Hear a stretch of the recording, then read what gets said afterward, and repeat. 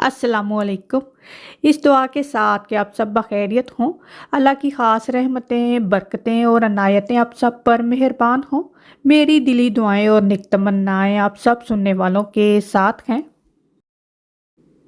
हमें अपनी वीकली या मंथली ग्रोसरी शॉपिंग के लिए मुख्तलिफ स्टोर पर जाना पड़ता है, तो किसी एक स्टोर से जो है वो सारी शॉपिंग मुमकिन नहीं होती।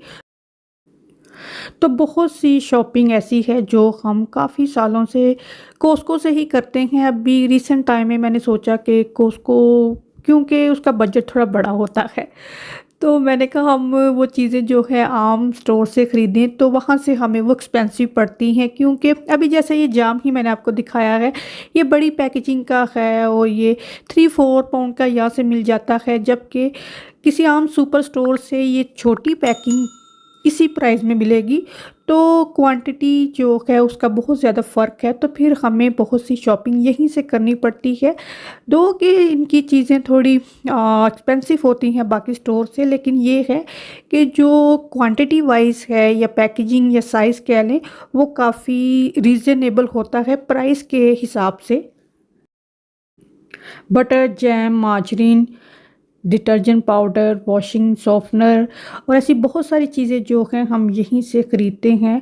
और फार्म फूड से हम फ़िश एंड चिप्स हमें यहाँ की सही लगती है, क्योंकि प्राइस वाइज़ फार्म फूड की फ़िश एंड चिप्स जो है सही है। मकेन के ये 3 पैकेट 10 पाउंड के हैं और इनकी फ़िश जो है वो काफ़ी सही है। बहुत सारी काइंड की फ़िश है, जैसे बर्ड आइज़ की होगी, तो मेरे बच्चों को बर्ड आइज़ की फ़िश नहीं अच्छी लगती। ये जो भी मैंने आपको दिखाई है ये फ़िश बहुत अच्छी है और मेरे बच्चों को यही सही लगती है।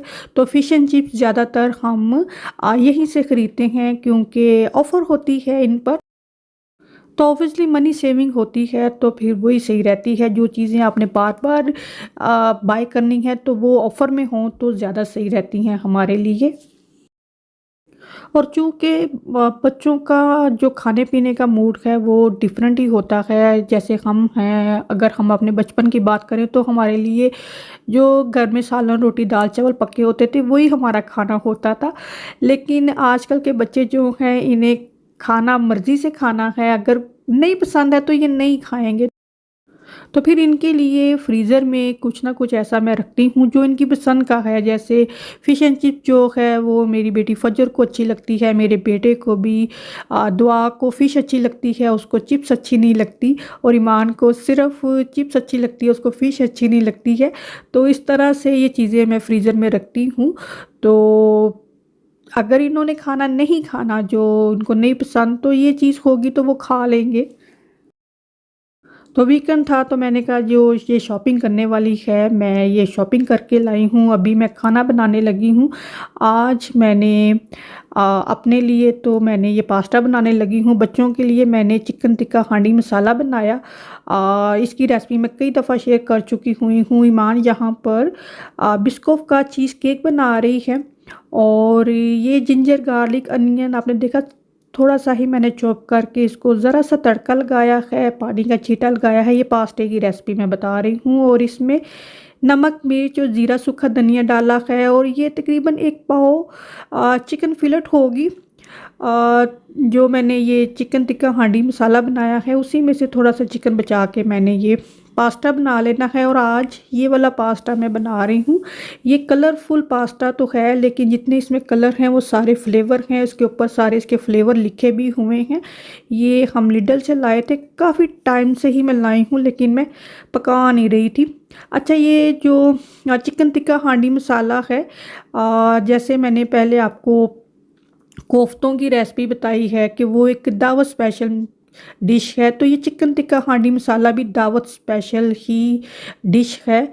अगर इसको सही तरह से पकाएं तो ये एक डिश के तौर पर आप इसको किसी दावत पर पका सकते हैं। बहुत रिच फ्लेवर है इसका। और चिकन जब अच्छे से भुना गया है थोड़ा सा, तो इसमें मैंने एक पूरी बोतल पास्ता सॉस की डाल दी है, और थोड़ा सा उसको रिंस करके वाटर डाल दिया है, और इसको 20 मिनट मैंने कुक किया है, ताकि अच्छे से जो पास्ता सॉस है इसमें मिक्स हो जाए। आज इसमें मैं कोकोनट मिल्क डाल रही हूँ। इसके तकरीबन 1 कप के बराबर मैंने इसमें कोकोनट मिल्क डाला है और ये कोकोनट मिल्क डालकर भी इसको मैंने 5-7 मिनट पकाया है ताकि ये अच्छे से इसके साथ मिक्स हो। पास्ता सॉस डालते सार ही उसमें पास्ता नहीं मैं डाल देती, उसको थोड़ा सा पकाते हैं ताकि जो पास्ता सॉस है वो जो चीज़ पक रही है उसमें अच्छे से मिक्स हो, फिर उसमें पास्ता डालना है। और अभी देखिए कितना रनी टेक्सचर का ये लिक्विड है, क्योंकि पास्ता जो है वो फ्लार का बना हुआ है, चाहे वो मैदा है या कोई भी फ्लार है, भले ये बॉयल हुआ हुआ है। जैसे ही इसको हमने किसी जो पास्ते की सॉस है, चाहे उसमें कीमा है या सिर्फ खाली सॉस है, या जैसे ये चिकन के साथ मैं बना रही हूँ, तो इसने अपने अंदर पानी जज़ब करना शुरू कर देना है। कितना रनी टेक्सचर का, ऐसे जैसे शोरबा सा हो। यहाँ पर इसकी जो कंसिस्टेंसी लग रही है, जो पास्ता इसमें डाला है इसने ये जितना भी लिक्विड है इसने जज़ब करना शुरू कर देना है। चूँकि ये फ्लार का बना है इसने इसको जज़ब करना ही करना है। तो अगर चिकन का या कीमे का पास्ता बना रहे हैं तो उसकी ग्रेवी को पहले ही सूखा हुआ भुना हुआ बनाकर उसमें पास्ता डालेंगे तो वो सूखा हुआ बनेगा। और इसके ऊपर आपने देखा मैंने थोड़ा सा चीज़ डाला है और इसको ग्रिल किया है 150 डिग्री पर अबाउट 5-6-7 मिनट के इसका कलर अच्छा सा आ जाए और ये पास्ता तैयार है। जब इसने ग्रिल होना है, जितना भी इसका ज़्यादा वाटर होगा वो सारा सेट हो जाना है। पास्ता जैसे मैंने कहा वो जज़ब करेगा, तो वो जितना एक्सेस वाटर होगा वही जज़ब करेगा, ये सूखा हुआ पास्ता नहीं बनेगा। मुझे पर्सनली वो सूखा हुआ पास्ता बिल्कुल अच्छा नहीं लगता, मैं खा ही नहीं सकती हूँ। तो ये देखें कितना ज़्यादा इसमें लिक्विड था, वो सारा सेट हो गया है। कुछ तो ग्रिल हुआ, वाटर जो था उसका वेपोरेट हो गया, लिक्विड उसका वेपोरेट हो गया और कुछ पास्ते ने जज़ब कर लिया। ये चाहे 1 दिन तक पड़ा रहेगा, ये ऐसे ही रहेगा। जो सालन मैंने बनाया है चिकन टिक्का हांडी का, उसमें भी इस तरह पास्ता डालकर पकाया जा सकता है। तो मैं शॉपिंग करके आई, खाना मैंने बनाया, तो अभी मैं खाना खा रही हूँ। बच्चे अपनी मर्ज़ी से ही खाना खाएंगे, तो मुझे भूख लग रही थी, मैंने कहा मैं तो पहले खाना खाऊं क्योंकि मैंने अपस्टेयर की क्लीनिंग करनी है। तो पास्ता जो है वो सैलड के साथ मुझे बहुत अच्छा लगता है।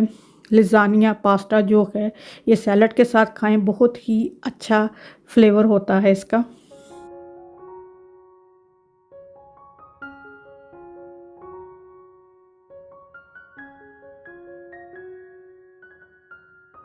घर की साफ़ सफाई, क्लीनिंग, शॉपिंग, कुकिंग, ये सारे काम हम ख़ातून खाना ने करने ही करने हैं, लेकिन हम रोबोट नहीं हैं, हम इंसान हैं। सम टाइम हम फेड अप हो जाते हैं। आज जैसे मैं शॉपिंग करके आई, 1 दिन पहले मैं ईमान को हॉस्पिटल लेके गई, उस दिन भी सारे घर के काम काज करती रही और आज शॉपिंग करके आई, फिर मैंने खाना बनाया। तो मेरा ये था कि सैटरडे को बस मैंने यही काम करने हैं। तो अभी खाना खाकर मेरा ये था कि मैं बस नमाज़ पढ़ूँगी ज़ोहर की और मैं बैठ जाऊँगी। तो अभी ऊपर आई हूँ अपस्टेयर, मैंने नमाज़ पढ़ी है, मैंने इधर उधर देखा कि जो ये सफाई मैंने कल करनी है ये मैं आज ही शुरू कर देती हूँ। हालांकि मेरा जी नहीं चाह रहा था कि मैं ये काम करूँ, तो मैंने वो काम करना शुरू कर दिया। सम टाइम ऐसा होता है कि हम जितनी मर्ज़ी घर की साफ़ सफाई कर लें, घर को जितना मर्ज़ी मेंटेन रखें, घर के जितने मर्ज़ी काम कर लें, लेकिन मोटिवेशन जितना मर्ज़ी हम हो जाएं, हम कहीं ना कहीं डाउन हो जाते हैं, हम कहीं ना कहीं थक जाते हैं, तो हमारा काम करने को जी नहीं चाहता। तो ऐसी सूरत में मैं अपने आप को कैसे मोटिवेट करती हूँ, जो काम मेरा करने को जी नहीं चाह रहा होता मैं वही काम शुरू कर देती हूँ। मैं बस ये नहीं सोचती, हालांकि आज मेरा जी था कि जितने मैंने आज सुबह से सारे काम किए हैं बस यही सारे सही हैं, कल संडे है, छुट्टी है, तो ये सारी सफाई मैं कल करूँगी। लेकिन मैंने नमाज़ पढ़ी, मैंने फ़ौरन से ही सफाई करना शुरू कर दी। तो ये चीज़ बहुत ज़्यादा काम करती है। ये काफ़ी टाइम से मैंने ये एक तरह से टिप कह लें, ये टोटका कह लें, मैं आजमा रही हूँ कि जो काम मेरा करने को जी नहीं ना चाह रहा होता मैं वही काम शुरू करती हूँ और वो काम आसानी से हो जाता है और सर पे बोझ भी नहीं रहता। और जैसे ये क्लीनिंग करनी है तो ये आराम से हो जाएगी। हालांकि हम वीक में 1-2 दफ़ा करते ही हैं, लेकिन फिर भी जब जिस दिन सफाई करनी होती है उस दिन ऐसे होता है पता नहीं कौन सा पहाड़ तोड़ना है। हालांकि इतना सा घर है, लेकिन फिर भी तो ये एक टिप है, टोटका है, मोटिवेशन कह लें। अगर कोई काम आपका करने को जी नहीं चाहता तो उससे कतराएँ नहीं, उसको छोड़ें नहीं, वही काम करना शुरू कर दें तो आपकी जो ये काहली है या सुस्ती है ये ख़त्म होना शुरू हो जाएगी और काम करने में आपका जी भी लगेगा।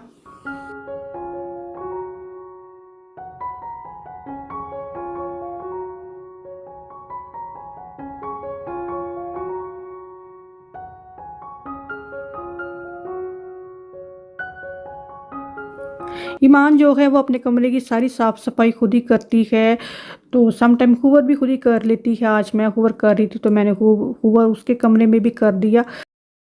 बाकी जो है क्लीनिंग, डस्टिंग और बेडशीट चेंज करना वो सारे खुद ही कर लेती है।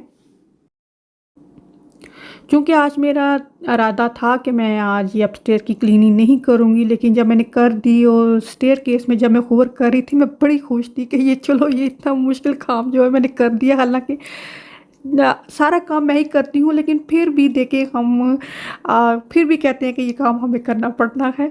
जी हाँ, क्योंकि हम इंसान हैं, हम कोई मशीन या रोबोट नहीं हैं।